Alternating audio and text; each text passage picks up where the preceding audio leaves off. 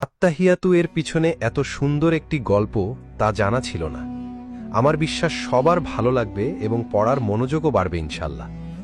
আত্তাহিয়াতু আসলে অনেক গুরুত্বপূর্ণ একটি দোয়া। এই দোয়াটার পিছনের গল্পটা জানার পর সত্যি আমার হৃদয়টা অনেক কোমল হয়ে গেছে।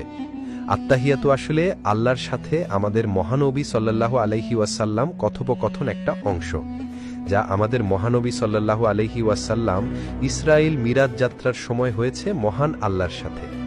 মহানবী সাল্লাল্লাহু আলাইহি ওয়াসাল্লাম যখন আল্লাহর সাথে কথোপকথন শুরু করে তখন আল্লাহকে আসসালামু আলাইকুম বলেননি, তাহলে কি বলেছিল? কারণ আমরা মহান আল্লাহকে বলতে পারবো না আল্লাহ আপনার উপর শান্তি নাজিল হোক, কারণ আল্লাহ নিজেই একমাত্র পৃথিবীর সকল শান্তির এবং রহমতের উৎপত্তিস্থল।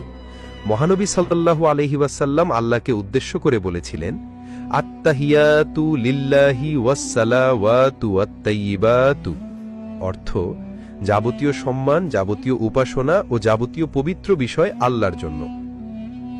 উত্তরে মহান আল্লাহ বলেন, আসসালামু আলাইকা আইয়ুহান নাবিয়্যু ওয়া রাহমাতুল্লাহি ওয়া বারাকাতুহু, অর্থ হে নবী, আপনার উপরে শান্তি বর্ষিত হোক এবং আল্লাহর অনুগ্রহ ও সমৃদ্ধিসমূহ নাজিল হোক।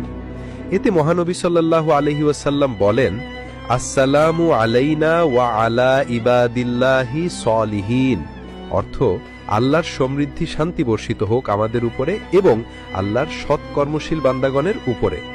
মহান আল্লাহ এবং মহানবী সাল্লাল্লাহু আলাইহি ওয়াসাল্লাম এই কথোপকথন শুনে ফেরেশতারা বলেন, আশহাদু আল্লা ইলাহা ইল্লাল্লাহু ওয়া আশহাদু আন্না মুহাম্মাদান আবদুহু ওয়া রাসূলুহু, অর্থ আমি সাক্ষ্য দিচ্ছি যে আল্লাহ ব্যতীত কোনো উপাস্য নেই এবং আমি সাক্ষ্য দিচ্ছি যে মুহাম্মদ সাল্লাল্লাহু আলাইহি ওয়াসাল্লাম তার বান্দা ও রাসূল।